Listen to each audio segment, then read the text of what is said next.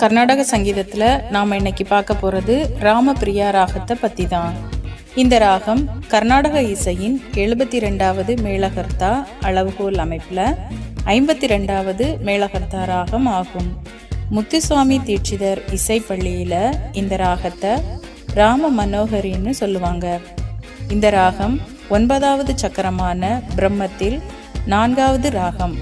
இது ஒரு மேளகர்த்தா ராகம் என்பதனால வரையறையின்படி இது ஒரு சம்பூர்ண ராகமாகும். அதாவது ஆரோகணம் மற்றும் அவரோகணத்தில் 7 ஸ்வரங்களையும் கொண்டுள்ள ராகம். இந்த ராகம் 16வது மேளகர்த்தா அளவுகோலான சக்கரவாகத்திற்கு சமமான பிரதிமத்திம ராகம் ஆகும். பிரத்யாகத கமகம் இந்த ராகத்துக்கு அழக கொடுக்குது. மேலும் இந்த ராகம் கருணை சுவையை வெளிப்படுத்தக்கூடிய ராகம். மன அழுத்தம், பதற்றம், மேலும் கவலையை குறைச்சி மனதை அமைதிப்படுத்துது. அது மட்டும் இல்லாமல் நேர்மறை எண்ணங்களை உருவாக்கி நம்மளோட மனநிலையை மேம்படுத்துது.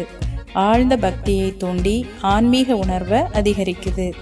கவனத்தை சிதறவிடாமல் ஒருமைப்பாட்டோடு செயல்பட உதவியாகவும் இருக்கு. இந்த ராகம் பெரும்பாலும் காலை நேர பிரார்த்தனையில் கேட்க ஏற்ற ராகமாகவும் சொல்லப்படுது. ரீதி சந்திரிகா, சுதிப்பிரியா, ஸ்ரீஹரி, சிந்தாமணி, ரக்தி மார்க்கினி, கண்கணாலங்கரி, தபஸ்வினி, சீமந்தனி பிரியா, பாடலாம்பரி, விசுபதி போன்றவை இந்த ராமபிரியா ராகத்தோட ஜன்ய ராகங்கள் ஆகும். பெரும்பாலும் கச்சேரிகள்லையும் திரை இசைகள்லையும் அதிகமாக பயன்படுத்தப்படாத ராகம் இந்த ராகம்.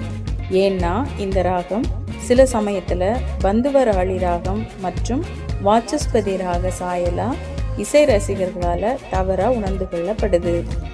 தஞ்சை நால்வர் குழுவின் பொன்னையா பிள்ளை இயற்றிய ஸ்ரீ ராஜேஸ்வரி, பெரியசாமி தூரன் இயற்றிய மங்கள விநாயகனே, டாக்டர் மங்களம்பள்ளி பாலமுரளி கிருஷ்ணா இயற்றிய மகாதேவ மனிஷம் போன்றவை ராமபிரியா ராகத்தில் அமைந்த பிரபலமான இசைக்கலவைகள் ஆகும். இந்த ராகத்தில் அமைந்த திரை இசை பாடல்கள் இசைஞானி இளையராஜா இசையில் வந்த ஊரெல்லாம் உன்பாட்டு திரைப்படத்தில் வர தோம் தோம் தோம் என பாடல், மேலும் மோகமுள் திரைப்படத்தில் வர கமலம் பாத கமலம் பாடல். இந்த பாடல்களை நீங்களும் ஹெட்ஃபோன் போட்டு கேளுங்க. கேட்டுட்டு நீங்கள் என்ன ஃபீல் பண்ணீங்க அப்படிங்கிறத கமெண்ட்ஸில் சொல்லுங்கள்.